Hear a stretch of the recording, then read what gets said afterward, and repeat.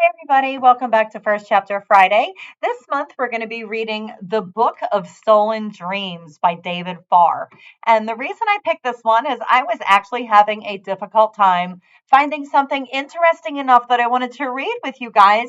And I popped on my Goodreads list of best books of 2023, and this one popped up. So I want to give it a shot. So we're going to learn this together. All right. This has a small introduction before we get to the first chapter, so I'm going to do both of those today. Okay, here we go. The introduction of The Book of Stolen Dreams by David Farr. All right, if you are reading this book, or if someone is reading it to you, you will know we are living in strange times. A shadow has passed over the land of Krasnia, and people are afraid. The name or the shadow has a name. It is President Charles Malstain. He came from nowhere and now he is in control of everything. You cannot fight him. Not if you value your life. You cannot persuade him. Not if you value your tongue. You can only stay and suffer or flee. Look up! High in the night sky, there is a great silver airship. The airship is heading west over the ocean. It's called the Pegasus. It's taking desperate fugitives away from Krasnia, from the cruel controls of Charles Malstain, to the welcoming arms of a foreign city, Port Clement. Look closer through those windows and into the airship's first class compartments. Those sad, lonely faces, they're all leaving loved ones behind. Will they ever see them again? Now, move your gaze lower, down through the shadows, past steel girders and ladders to the second class deck. It is open to the winds and bitterly cold. A single lantern at each corner barely produces a glow to ease the darkness. Thin gray blankets drape over thinner shoulders. Hats are thrust down over their ears. But look closer still. Can you see a figure standing alone on the far, far corner looking out into the night? A girl. She's 12 years old. She's skinny. She has dark hair and a freckled nose. She has fingerless gloves, carries a strangely elegant small traveling bag, and wears a worn woolen coat, under which is a red checkered shirt and a gray jumper, and trousers that seem more likely to have belonged to a boy. Her black leather shoes are a size too big and could do with a cleaning. And now look, there's another figure approaching her across the deck. Oh my gosh, is she in danger? The man is slight, dressed in a shabby suit that no longer fits him. In his left hand, he carries a battered violin case wrapped in a blanket. And unless Rachel Klein is very, very much mistaken, he seems to have a penguin on his head. A penguin. Now we're into chapter 1 on the lower deck of the Pegasus. Excuse me, I couldn't help noticing you are alone. Please, my dear girl, you have no reason to fear. Likely, right? Rachel said nothing. The scruffy man stood in the frozen darkness and he smiled. His suit jacket was missing several buttons. His eyes twinkled but were sad at the same time. He looked the way a kind uncle would if Rachel had a kind uncle. And what age was he? Rachel wasn't sure. He spoke again, words tumbling from his mouth like laughter. You will want to know my name. Quite right. Who am I?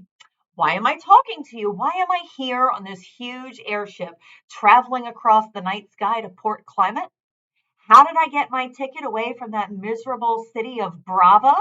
Why is my ticket for this trip pink and yours is blue? Is my mustache real? Why am I wearing a hat in the shape of a penguin? He stopped for a breath. Rachel stayed silent and looked down at her shoes. They were so obviously too big. Would he notice? Would he see the little bulge in her sock? Must be careful. He might have followed her from Brava. From Meyer's house of illustration, these days you could trust no one. And you, my dear, how old are you? 12. Rachel could tell him that. That was safe. Good Lord, you don't look a year older than 11. Your name? Rachel Klein thought fast, remembered her false name. Isabel von Gerning. An utterly charming name. Do you live in Brava? Which side of the city are you from? Rachel took a deep breath and then lied again. From the West, a charming area, full of the best dressed women. He studied her, and yet I sense in you a different spirit. Oh no, he had seen right through her. He could tell. The man scrutinized her carefully. His breath was visible in the dim glow of the deck lighting. No, I suspect you come from the poorer north of the city, from a family of artists. Your eyes are musical, and your nose gives me the strongest impression that you have a piano in your living room. How did he know? How could he possibly know? You do! Ha! I knew it! He jumped into light. Where are your wonderful parents? Are they getting you a hot chocolate from the cafe? I'm afraid to say it's not too good. Why is she nearly crying? Was it lack of sleep? Was it mention of the hot chocolate? Memories of muffins in the old family apartment? Oh, but my dear, why do you look so sad? Is it the poor quality of the hot chocolate? Oh, no, I see now. Your parents aren't here with you. You're alone. Where are they? Rachel looked into his understanding eyes and told him the truth. My mother is dead. The man's face fell. Oh, my poor girl. How tactless I am. I could beat myself with a stick. I should have thought that there might be a darker reason for you being on this journey. Oh, you're shaking. Please take my blanket. It smells slightly of salad cream due to an unfortunate accident with a baguette earlier today. You will find out in time why it is flea bitten and why the design is of watermelon.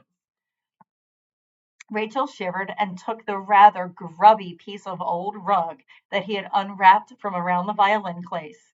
And your father? Where's he? He's in prison. Soldiers took him. Oh, my dear Isabella, but it's an all too common story these days. Did he put up a fight? No? It was probably wise of him. You don't mess with Charles Malstain's police. In the days of the emperor, if soldiers came to arrest you, they offered you a polite smile, a bunch of flowers, or a box of chocolate hearts. But these days, the police have neither reason nor manners, and there are no chocolate hearts. Rachel looked up at him again. His ragged suit, his funny facial hair. He spoke again. Why are you going to Port Clements? May I ask? My brother is there. I have to find him. Well, is he doing well there? I don't know. You haven't heard from him? Do you know where he lives? You don't even have a telephone number. Then how will you find him? Oh, now don't cry. I'm only asking a question. Of course you will find him. Even through Port Clement is a city of 17 million people, and he has no idea you're coming. Well, why are you crying again? Here I am trying to cheer you up, and I only make things worse. My problem, Isabella, is I speak before I think. My mother, a marvelous woman, was very critical of this flaw of mine. Excuse me, please forgive me. Rachel wiped her eyes and said she would. She looked out across the darkness. It was endless and unknowable. As if sensing what she was thinking, the little man stood beside her at the rail and spoke quietly. My dear, listen to me carefully.